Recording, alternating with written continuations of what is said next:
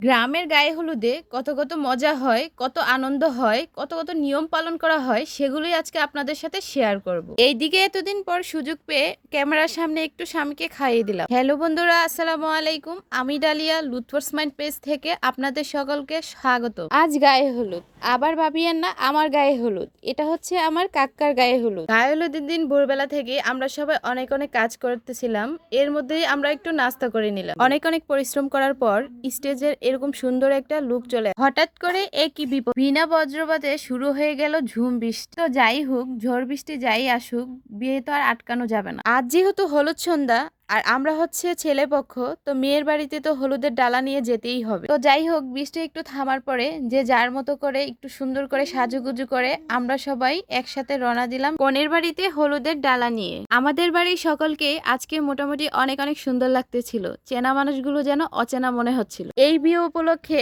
অনেকদিন পর আমার ছোটবেলার খেলার সাথী ভাগ্নি নামক বান্ধবীদের সাথে দেখা হলো। আমার এই চাচার বিয়েটা মূলত পারিবারিক ভাবেই করা হচ্ছে, যেদিন বড় করে করা হবে সেদিন আপনাদের সকলকে ইনভাইট করা হবে। এইদিকে কনের বাড়ি যাওয়ার পরে দেখি সুনসান নীরবতা, আশেপাশে কোনো মানুষ নেই। আমাদের যেহেতু স্বাগত করার জন্য কোনো লোক ছিল না, তাই আমরা আমাদের নিজেদের মতো করেই বসতেছিলাম, আর আমাদের বাড়ির বাচ্চাগুলো কনের বসার স্টেজটা দখল করে নিচ্ছিল। এইদিকে স্টেজে বসা নিয়ে বাচ্চারা নিজেরা নিজেরাই ঝগড়া করে, আমার ছেলেটা তো অনেক অনেক কান্না করতেছিল। অনেক সাধনার পরে কনের বাড়ির লোক পাওয়া গেল, এরপর তারা আমাদেরকে শরবত দিয়ে এবং খাবার দিয়ে আপ্যায়ন করতেছিল। গ্রামের গায়ে হলুদগুলোতে সচরাচর খাবারের আইটেম হিসেবে বিরিয়ানির আয়োজন করে থাকে। এইদিকে আমার ভাগ্নি মিতু তো বিরিয়ানি এবং শরবত পেয়ে অনেক অনেক খুশি হয়ে গেছে। এইদিকে আমার বাতিজা কোনো দিকে না তাকিয়ে গপারগপ খেয়ে নিচ্ছে। খাবার কেমন হয়েছে জিজ্ঞাসা করাতে সুমাইয়া আর ফাউজিয়া হাত দেখাচ্ছে, বুঝতেছি না ওরা কিসের রিভিউ দেখাচ্ছে। এইদিকে ছোট ভাই জাকির তো একে একে 3 প্লেট সাবার করে দিল। এত খাওয়ার পরে সে বলে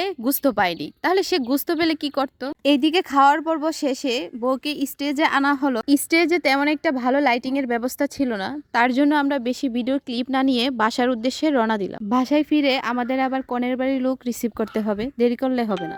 বাসায় এসে দেখি ওইদিকে গাছের মেহেদি পেরে বরের হাতে দেওয়ার জন্য রেডি করতেছিল। এইদিকে ভাগ্নি হীরামণি আবার কনের বাড়ির লোকদেরকে খাবার দিয়ে আপ্যায়ন করতেছিল। এইদিকে আবার ভাগ্নি জামাই কনের বোনের সাথে কিসের গোপন আলাপ করতেছে, ভাবছি একটা তদন্ত কমিটি বসাবো। আর এই যে আমাদের জামাইবাবু রেডি, এইদিকে এক জাক তরুণীও রেডি, তাকে গায়ে হলুদের স্টেজে পৌঁছে দেওয়ার জন্য। গায়ে হলুদের ডালা নিয়ে বইয়ের ওড়নার নিচে করে জামাইবাবুকে নিয়ে আমরা সকলেই নাচতে নাচতে স্টেজের দিকে যাচ্ছিলাম। কিন্তু দুঃখের বিষয় হচ্ছে জামাইবাবু অনেক লম্বা আর আমরা হচ্ছে আকারে ছোট, তাই কোনোভাবেই ওড়নার নিচে জামাইবাবুকে রাখতে পারতেছিলাম না। দেখেন তো আমাদের জামাইবাবুকে কেমন লাগছে, পছন্দ হয় কিনা। জামাইবাবুকে কোনোভাবেই ওড়নার নিচে রাখা যাচ্ছিল না, তাই আমরা একরকম বাধ্যই হলাম ওড়নাটা রেখে দেওয়ার জন্য। এইদিকে আমি আবার জামাইবাবুকে ডিরেকশন দিতেছিলাম যে মিষ্টি আর কেকটা কম খাবি, ফলটা একটু বেশি খাবি, না হলে অসুস্থ হয়ে পড়বি। অবশেষে বরকে স্টেজে বসিয়ে হলুদ দেওয়ার কাজ শুরু হলো। এইদিকে আমাদের হলুদের ভিডিওটাও শেষ হলো। সামনে বিয়ের ভিডিও আসতেছে, সবাই আমাদের পেজের পাশেই থাকবেন।